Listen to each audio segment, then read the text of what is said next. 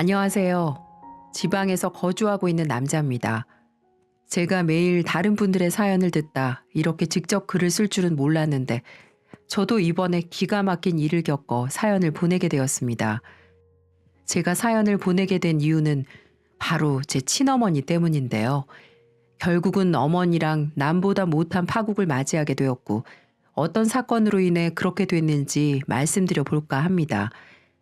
저는 어려서부터 형보다 많이 부족하다는 이유로 틈만 나면 차별을 받곤 했습니다. 제 위로는 2살 터울의 형이 있는데 키도 크고 공부도 잘해서 어머니가 형에 대한 기대가 굉장히 크셨어요. 하지만 제게는 둘째라는 이유와 공부에 소질이 없고 멍청하다는 이유로 항상 무시와 멸시를 받으면서 살아왔습니다. 그게 시기 질투가 나서 어린 마음에 형에게 대들기도 하고 몸으로 싸우기도 했는데 그럴 때마다 어머니는 제 진심 어린 마음은 들어주려 하지 않고 저만 혼내고 때리셨습니다. 용돈을 주더라도 한 달에 형은 3만 원을 주면 전 5천 원만 주셨고 한 번도 제 옷을 사준 적도 없었어요. 그냥 형이 입던 옷을 그대로 물려받아야만 했습니다. 하지만 그런 건 제게 문제가 되지 않았어요. 제가 오로지 바란 건 나도 형처럼 엄마의 사랑을 받고 싶다는 거, 그거 하나가 제 소원이었습니다. 하지만 어머니는 제게 전혀 신경을 쓰지도 않았고 제가 밥을 먹었든 안 먹었든 뭘 좋아하는지, 학교 생활은 어떻게 하는지, 내가 뭘 필요로 하는지 그런 건 전혀 관심 갖지도 않았습니다. 오로지 형만 챙겨주고 안아주고 사랑해주고 아껴주는 그런 어머니셨어요. 그러다 보니 저는 사춘기에 방황을 하기 시작했고 제 이야기를 잘 들어주는 친구들과 더 어울리고 다니면서 점점 삐딱해져 갔습니다. 그러던 어느 날 제가 사고를 치는 날이 벌어졌어요. 그때는 제가 중학교 때 태권도를 다니고 있을 때였는데 다니던 태권도의 관장님께서는 운동을 하는 사람은 절대 일반 사람에게 함부로 주먹을 휘둘러서는 안 된다고 알려주셨기 때문에 저도 학교에서 싸움을 하는 일은 없었는데 한 사건으로 인해 저는 고등학교를 진학하지 못하게 되었습니다. 같은 반 친구가 다른 반 친구에게 따돌림을 당하는 걸 보고 그 당시 의협심이 있었던 제가 나서서 싸우게 되었고 그 일이 크게 번져서 결국 정학을 당하고 말았어요. 따돌림을 당하던 학생은 저에게 고맙다며 인사를 했지만 제가 폭력을 쓴 사실은 변하지 않았기 때문에 문제가 생길 수밖에 없었죠. 그때가 중학교 2학년 때였습니다. 그런 저를 보며 저희 어머니께서는 너 같은 게 어디서 나왔는지 모르겠다 라고 말하며 혀를 끌끌 차셨고 이후부터는 저도 에라 모르겠다 하며 나쁜 친구들과 어울리며 그냥 인생을 막 살았던 것 같습니다. 그래서 종종 경찰서도 드나들었고 그게 소문이 나서 어머니는 동네 창피하다면서 저를 더 매정하게 대해주시더군요. 너는 왜 형 발 뒤꿈치도 못 따라가? 힘쓰는 게 그렇게 좋으면 너희 아빠처럼 어디 공사판이라도 가서 일을 하던지. 너 때문에 잘 지내는 형까지 욕먹고 있잖아. 엄마는 내가 형을 욕먹이는 게 싫은 거야. 아니면 힘을 쓰고 다니는 게 싫다는 거야? 나는 네가 그냥 싫어. 정말 어디서 너 같은 게 나왔는지 모르겠다. 왜? 내가 동네 돌아다니면 다른 아줌마들이 수군거려서? 그게 부끄러워서 내가 차라리 사라져버렸으면 좋겠어? 그래, 내가 왜 너까지 낳았나 후회스럽다. 너는 뭘 해도 안 돼. 너네 아빠는 매번 출장 다니느라 집에도 없는데 너까지 이렇게 사고치고 다니니까 주변에서 내 욕을 얼마나 하는 줄 알아? 그렇게 엄마와 싸우기를 반복했고 결국 전 학교에 자퇴 신청을 하고 허송세월 보내다가 나이 20살 성인이 되면서 서서히 정신을 차리게 됐던 것 같아요. 전 하루하루 사는 게 아니라 내일을 그리는 삶을 살고 싶었어요. 그래서 마음을 다잡은 그날부터 공사장도 다니고 이것저것 일을 하면서 사회생활을 하게 됐습니다. 그때는 어머니하고 연락을 안 하고 아버지와는 가끔 연락하고 지냈지만 아버지께 의지하고 싶지도 않았어요. 그냥 저 혼자 인생을 한번 살아보고 싶었습니다.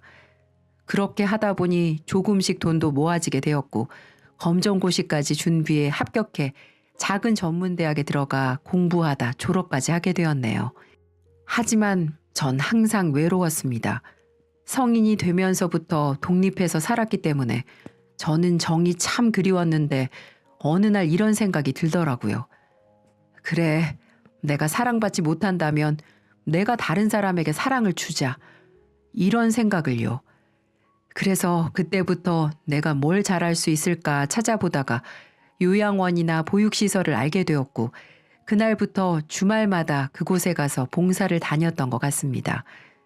그리고 거기에서 제 인생을 바꾸게 될 아내를 만났어요. 저와 달리 사랑을 많이 받고 자란 아내와 연애를 하게 되었고 제 나이가 30이 된 무렵 결혼을 준비하게 되었습니다. 정말 누구에게나 축하받을 일이지만 전 걱정이 되기 시작했어요. 아버지는 분명 형하고 절 똑같이 대해주셨기 때문에 축하해 주시겠지만 어머니는 안 그러실 게 뻔했거든요. 그래서 아내에게 어머니와의 관계에 대해 솔직히 말을 해줬습니다. 제 모든 상황을 들은 아내는 오히려 절 다독여 주더군요. 그래도 자식 싫어하는 부모는 없으니까 걱정하지 말라면서요. 그렇게 전 용기를 내어 어머니께 찾아가게 되었고 생각보다 편안하게 다 같이 식사를 했습니다. 어머니께서는 며칠 후 단둘이 이야기하자며 따로 불러내셨어요. 어머니와 친하지 않았기 때문에 둘이 있는 자리가 미치도록 어색하고 낯설기까지 했어요. 그리고 그날 저는 말도 안 되는 이야기를 듣고 어머니에게 아이의 마음의 문을 닫게 되었습니다. 그래, 결혼 너무 축하한다. 이제 너도 한 집안의 가장이 되는 거니까 어릴 때처럼 경거망동하게 행동하지 말고 가족들 잘 챙기면서 지내. 네, 어머니는 별일 없으시죠? 내가 무슨 별일이 있겠니? 매일같이 출장 다니는 네 아빠 말고는 아무 문제 없다. 그리고 너도 알겠지만 요즘에 우리 집이 힘들어서 형이 장가 갈 때만큼 도와주긴 힘들 것 같다. 이래저래 긁어 모으니 2천만 원 정도 되는데 이걸로 결혼할 때 보태거라. 어머니, 형 장가 갈 때는 3억 보태주셨는데 저한테는 2천만 원이요? 제가 형이랑 결혼이 차이가 나봤자 얼마나 난다고 이러세요? 그럼 어떻게 하니? 지금 돈이 없는데. 그럼 내가 대출이라도 해서 너한테 돈을 줘야 한다는 거야? 너 나한테 돈 맡겨놨어? 그런 말이 아니라 어떻게 결혼할 때까지 형이랑 이렇게 차별을 하냐는 말이죠. 적어도 형한테 그만큼 해주셨으면 저한테도 비슷하게는 해주셔야 제가 납득할 수 있죠. 아니 막말로 네 형수는 선생님이잖니. 선생님 며느리가 집에 들어오는데 우리도 그에 맞게 대우를 해줘야 할 것 아냐. 그러는 네 여자친구는 직업이 뭐라고? 들어도 모를 회사 사무직? 이건 차별이 아니라 투자다, 투자. 내 두 아들 중에 나중에 내 노년을 부탁하려면 조금 더 안정적인 아들한테 조금이라도 도움 주는 게 맞지 않겠니? 2천만 원이 싫으면 받지 마라. 네가 안 받겠다는데 어쩌겠어. 저는 기분이 나빠서 결국 2천만 원은 받지도 않았습니다. 이 사실을 전해 들은 건지 몇 주 뒤 아버지께서는 저에게 오셔서 저에게 7천만 원이 들어있는 금액이 담겨있는 통장을 건네셨어요. 아버지는 어려서부터 건설 현장에서 기술자로 일을 하고 계셔서 한 달에 받으시는 보수도 꽤 되셨거든요. 하지만 경제적인 부분은 다 어머니에게 일임하셔서 7천만 원이나 되는 큰 금액을 보고 저도 놀라 이게 무슨 돈이냐고 물어봤더니 아버지가 어머니 몰래 조금씩 모아둔 돈이라고 하더라고요. 그동안 어머니에게 경제권을 넘겼는데 아들들은 이렇게 돈으로 차별할 줄 몰랐다고 하시면서 말이죠.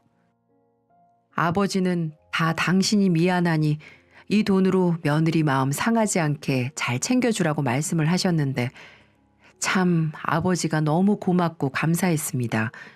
예전에 그런 말이 있잖아요. 전 재산이 1,000만 원이 있는 사람의 10,000원과 전 재산이 10만 원이 있는 사람의 10,000원은 같은 10,000원이라도 그 금액의 무게가 다르다고요. 저는 집으로 그 돈을 가져가면서 반드시 잘 살겠다고 다짐을 했습니다. 저는 결혼 이후 아내와 함께 작은 집을 얻어 행복하게 살았고 저희에게 정말 보물 같은 아이들이 생겼습니다. 정말 아무리 힘든 일이 있어도 아이들을 보면 저절로 미소가 지어질 정도로 제게 너무나도 소중한 아이들이었죠. 하지만 너무 행복한 와중에 제가 실직을 하게 되면서 경제적으로 가세가 많이 기울어지기 시작했어요. 설상가상 아내도 아이들을 키우느라 일을 하고 있지 않은 상태였고 준비도 안 된 상황에서 실직을 하게 된 거라 다달이 나가는 공과금에 대출금에 정신이 정말이지 하나도 없었습니다. 이 와중에 수시로 둘째 아이가 아파서 병원비가 많이 들었거든요. 그런 아내와 아이에게 경제적인 부담을 주고 싶지 않아서 하나밖에 없는 형을 찾아가게 되었어요.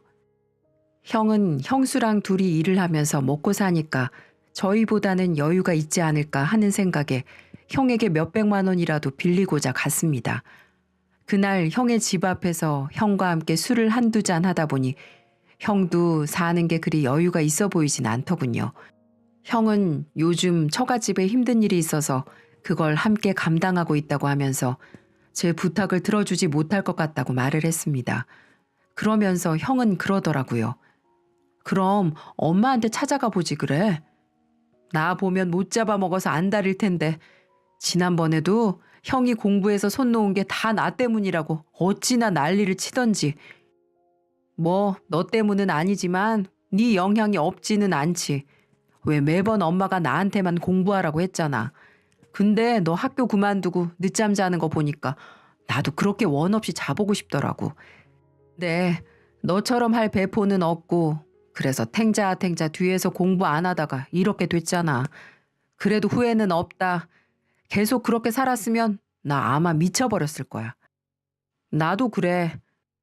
암튼 알겠어. 형이랑 겸사겸사 술이나 한잔하러 온 거니까 너무 마음 쓰지 마. 결국 형이 그렇게 힘들다는데 계속 부탁을 할 수는 없어 소주 몇 잔을 기울이며 헤어졌네요. 저는 한참을 망설이다 다음 날 결국 본가로 찾아갔고 그날도 역시나 아버지는 출장을 가고 안 계시더군요. 어머니께 찾아간 이유는 결혼 전에 제게 2천만 원을 주려고 했던 게 생각나서 비굴하지만 그래도 저도 자식이니 다시 주지 않을까라는 기대를 품고 정말 눈 딱 감고 손을 벌리러 갔습니다. 저를 보고 어머니께서는 흠칫 놀라시며 네가 여기 왜 왔냐며 퉁명스럽게 이야기를 시작했고 저는 빈손으로 가기 머쓱해서 과일 가게에서 산 과일을 내려놓으며 과일이 맛있어 보여서 나눠 먹으려고 들렸어요. 라고 이야기했습니다. 사람이 참 돈이 없으니 당당할 수 없고 계속 눈치만 보게 되더라고요. 그렇게 30분이 넘도록 아무 이야기도 하지 못하고 사과만 먹고 있었습니다. 그만 뜸들이고 말해. 왜 온 거야? 네 아버지 보러 왔니? 전화라도 하고 왔으면 헛걸음 안 했을 텐데. 어머니 혹시 결혼 전에 저에게 주려고 하셨던 2천만 원 다시 좀 주시면 안 될까요? 제가 갑자기 일도 잘리게 되고 너무 힘든 상황이어서요. 뭐? 네가 안 받는다며? 안 받는다고 큰 소리 치고 가놓고서는 이제 와서 다시 달래? 그리고 그 돈 없다. 다 써버렸어. 어머니, 지금 애들 보험비도 밀려서 곧 실효가 날 거고 집 대출금에 당장 쓸 돈도 없어서 그래요. 주기 싫으시면 그럼 빌려주세요. 그럼 제가 꼭 갚을게요. 너 나한테 돈 맡겨놨니? 돈이 없으면 어디서 대출을 하던지 아니면 나가서 택시기사를 하던지 해서 돈 벌면 되잖아. 이렇게 남자가 무책임해서 어떻게 살려고 그래? 지금 직장도 안 다니고 있어서 대출 받으려면 고금리 대출을 받아야 되는 상황이라서 그래요. 지금도 아르바이트랑 밤에 대리운전까지 하고 있는데 예전에 벌던 월급만큼 벌지 못하니까 이런 거 아니에요. 좀 도와주세요. 저도 어머니 아들이잖아요. 왜 형만 힘들 때마다 도와주시고 저한테는 왜 그러시는 건데요? 이제 와서 아들 대접 바라는 거야? 누가 너 내 아들 아니라니? 아니까 나도 이렇게 답답하잖아. 아무튼 난 너 도와줄 돈 없으니까 그런 이야기 할 거면 돌아가. 나중에 내가 안 도와준 게 네 인생에서는 큰 도움이 될 거다. 정말 어머니는 저를 도와주지 않았습니다.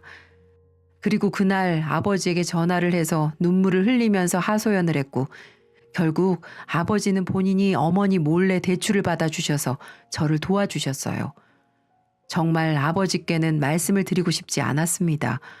제게 7천만 원이라는 돈도 주셨었고 월급 받으신 건 기본 생활비 빼고 전부 어머니께 보내드리는 걸 알고 있었으니까요.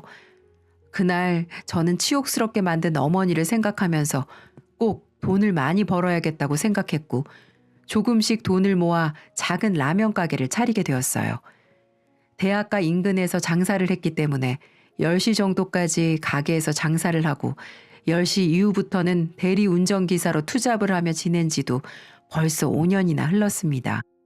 물론 그동안 어머니와는 인연을 끊고 지내다시피 했고 형과도 이후로는 별다른 연락을 하지 않은 채 서먹하게 지냈어요. 그날도 여느 날처럼 마감을 하고 대리운전을 시작했는데 고급 술집 앞에 있던 외제차를 운전하게 되었습니다. 그리고 이날 저는 제 머릿속에 평생 기억될 충격적인 모습을 목격하게 되었어요. 남자분이 저에게 차키를 주셨고 저는 먼저 차에 올라 차에 히터를 켜고 출발 준비를 했고 곧 부모님 또래의 남자와 여자가 차에 올라탔어요.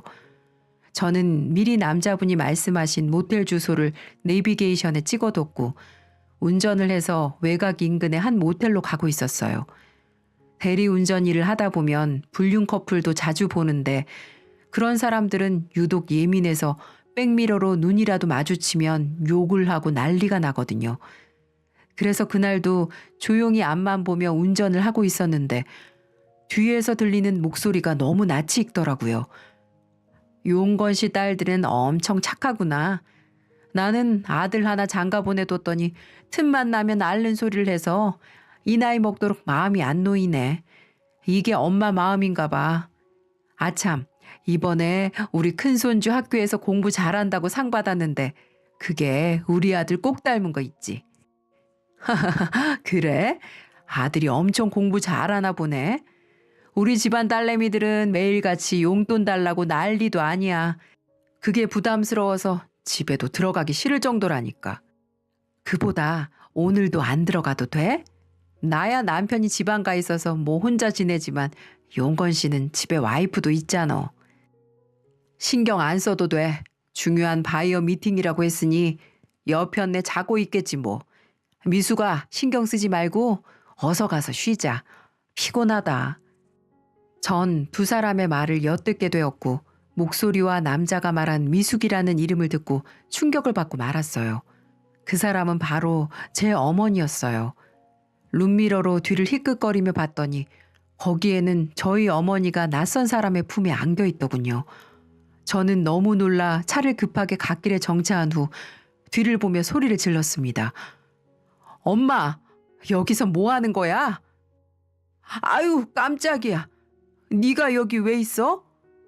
그게 아니라, 엄마, 지금 이 사람이랑 지금껏 아빠 몰래 바람 피고 있었던 거였어?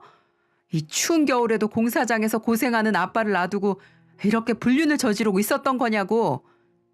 너 지금 무슨 오해를 하고 있는 거니? 이 사람은 그냥 엄마 친구야. 모텔에는 내가 볼 일이 있어서 가는 거고. 이 사람은 나랑 같이 모임하는 친구인데 가는 길에 데려다 주는 거야. 그러니까 괜한 오해하지 마. 우선 잠깐 차 좀 세워봐. 둘째야, 네가 오해한 거야. 그러니 오늘 본 일은 없던 걸로 하자. 엄마가 이렇게 부탁할게. 괜히 아빠한테 말해서 아빠 심려 끼쳐드리지 말고. 뭐라고요? 전 생각이라는 게 없는 사람처럼 보이세요? 왜요? 어머니한테는 내가 아직도 구제불능 무식한 놈이니까? 어떻게 힘들게 고생하시는 아버지를 놔두고 이러실 수가 있으세요? 이 추운 겨울에 고생해서 어머니 돈 전부 보내드리는 거 모르세요? 전 어머니를 용서할 수 없어요. 물론 어머니는 절 자식으로도 생각 안 하시겠지만 전 어머니가 인정하더라도 아빠 자식이에요. 그러니까 아버지께 말씀드려야겠어요. 야, 너 꼭 이렇게 나와야겠니? 그래, 엄마가 잠깐 한눈 판 거 인정할게. 니네 아빠는 1년 365일에 200일은 지방 가 있고 니네도 다 장가가고 그래서 이 엄마도 외로워서 그랬다. 그런데 너 하나만 눈 감아주면 될 걸 꼭 이렇게 가정을 깨뜨려야 되겠니? 네가 원하는 게 뭔데? 돈? 얼마 필요한데? 말해봐. 뭐요? 어머니, 진짜 더 얼마만큼 밑바닥을 보이셔야겠어요. 사람이 잘못을 했으면 진심으로 뉘우칠 줄 알고 고칠 생각을 해야죠. 그리고 돈이요? 네, 저 돈 필요해서 낮에도 일하고 밤에도 이렇게 대리운전이나 하고 있어요. 하지만 전 어머님이 주신 돈 이제는 앞으로 더 이상 받을 일 없어요. 그렇게 아세요. 저 가볼게요. 그렇게 말하고는 곧장 블랙박스에 있는 칩을 빠르게 빼고서는 그곳을 빠져나왔습니다. 너무 순식간에 일어난 일이라 두 사람은 저를 제지하지 못했고, 동철아, 너 이리 와서 당장 가져오지 못해? 이렇게 간절한 메아리가 들렸지만 전 뒤도 돌아보지 않고 그곳을 빠져나왔네요. 제가 그 두 사람의 불륜 증거를 가져간 탓에 두 사람은 똥줄이 분명 탔을 겁니다.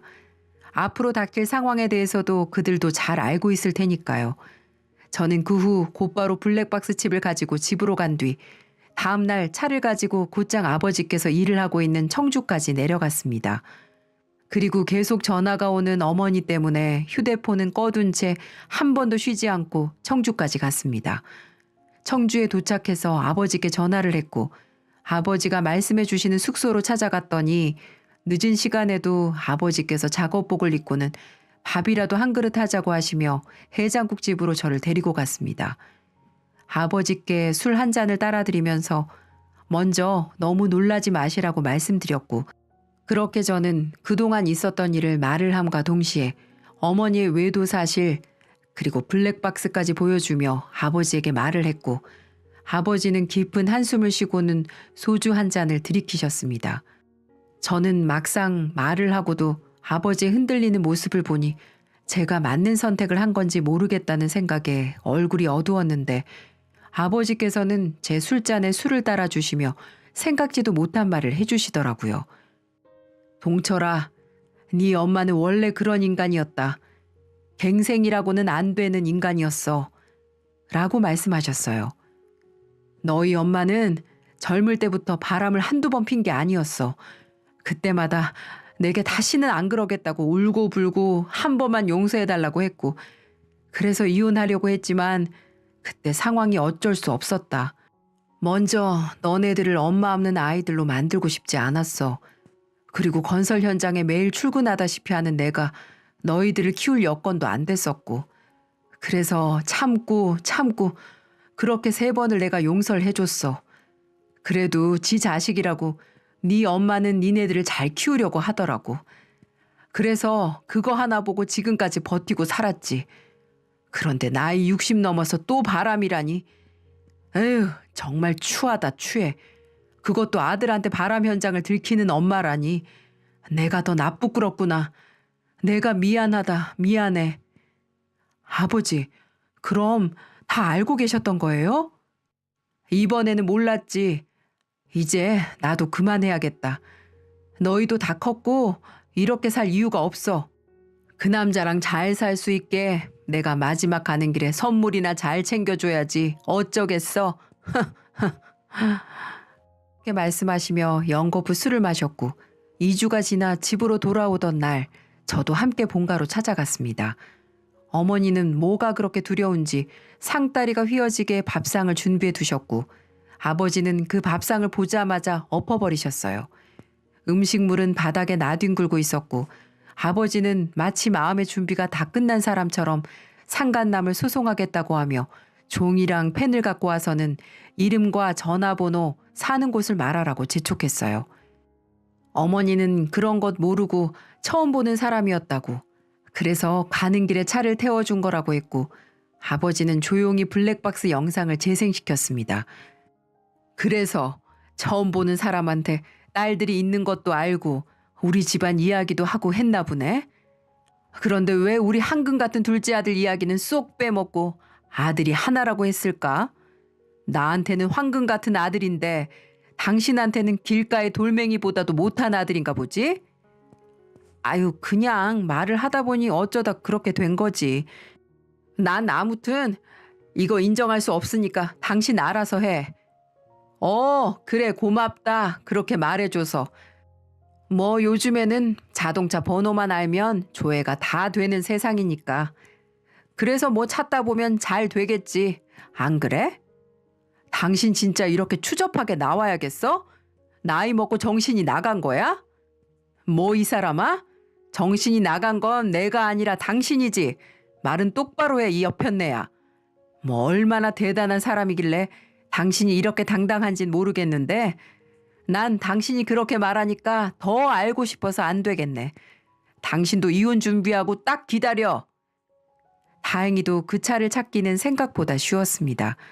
아버지는 흥신소에 연락을 해서 차량 주인을 찾아달라고 의뢰했고 이틀도 안 돼 그 사람의 자세한 신상을 알 수 있었거든요. 아버지는 집 주소를 알자마자 상간남의 집으로 쳐들어갔어요.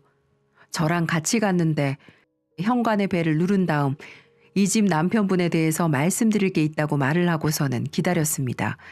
하지만 10분 정도 기다려줘도 문을 열어주지 않자 마음을 굳게 먹으시고는 이 집 남편이 내 마누라랑 바람 펴서 찾아왔습니다.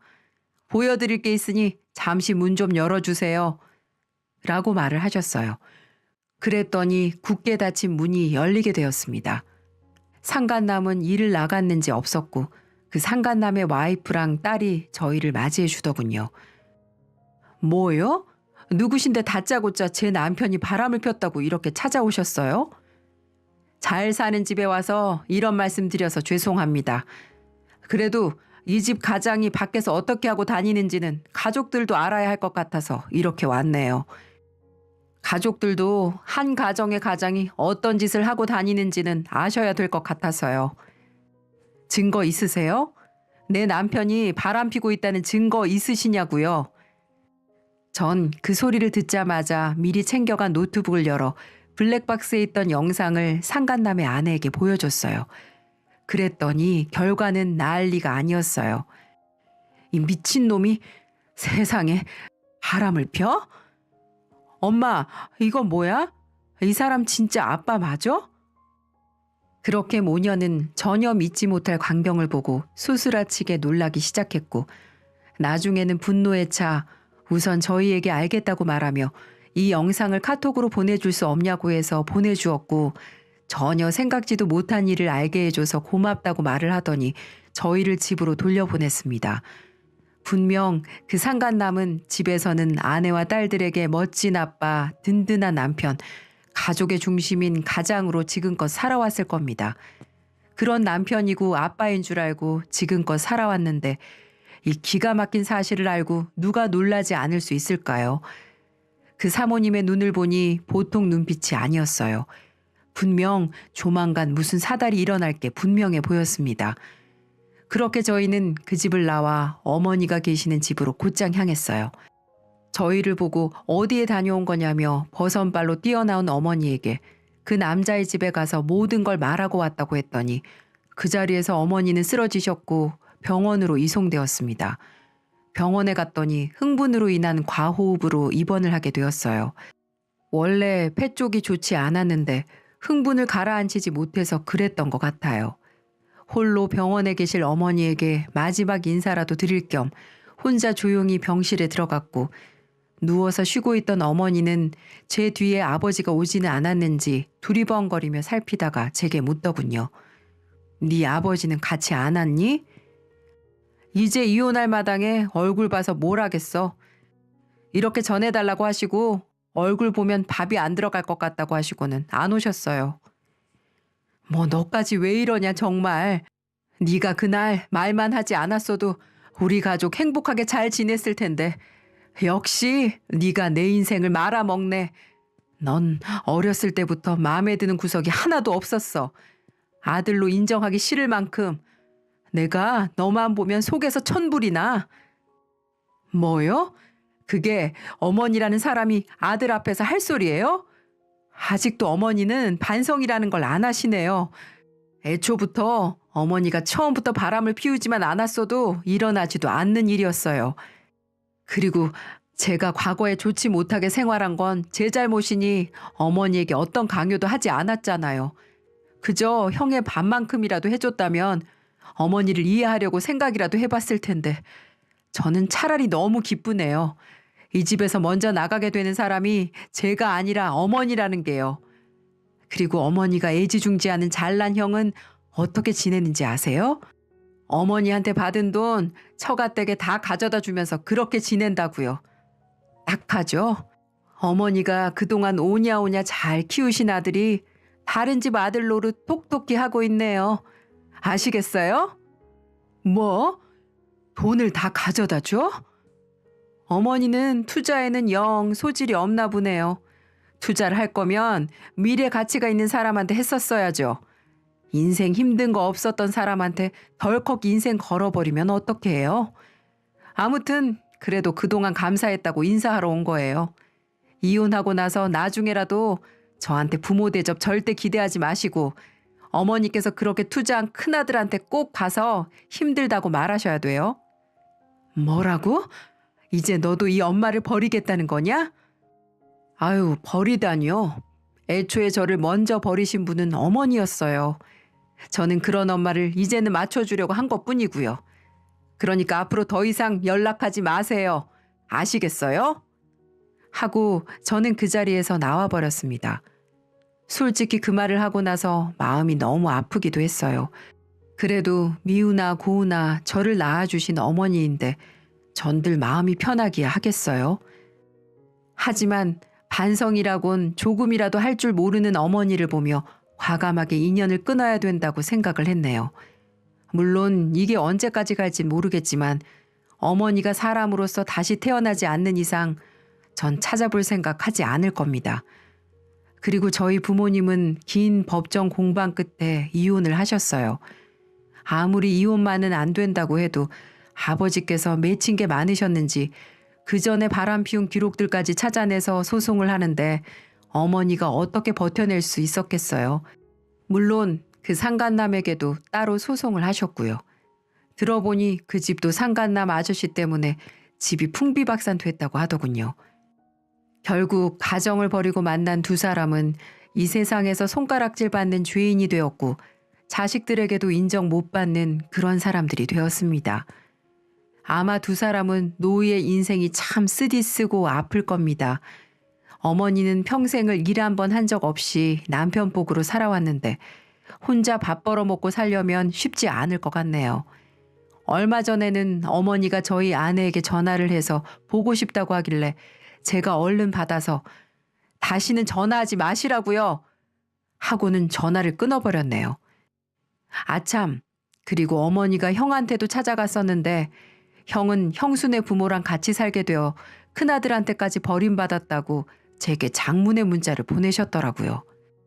그러게 아들이 둘씩이나 있는데 무슨 부귀영화를 누리자고 한 아들에게 올인을 했는지 모르겠습니다. 그렇게 저희 가족은 해체가 되고야 말았습니다.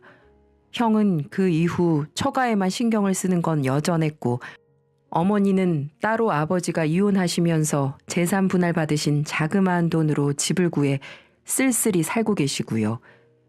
아버지는 이 사건으로 인해 저희 가족과 더 가까워졌습니다. 일이 없을 때 놀러 오셔서 손주들 용돈도 챙겨드리고 식사도 함께 하시며 틈틈이 제 아내에게도 연락해서 다정한 시아버지가 되어주시기도 하고 말이죠. 어머니가 아직도 마음 한구석에 남아있어서 가슴이 아프기도 하지만 이것도 시간이 해결해 줄 거라고 믿고 싶네요. 이제는 저도 꾸준히 행복해지고 싶네요. 분명 좋은 날이 올 거라고 믿고 있습니다. 그날이 평생 가도록 더 가족을 위해 열심히 살아갈 겁니다. 첫째도 둘째도 다 같은 소중한 사람들이니까요. 감사합니다.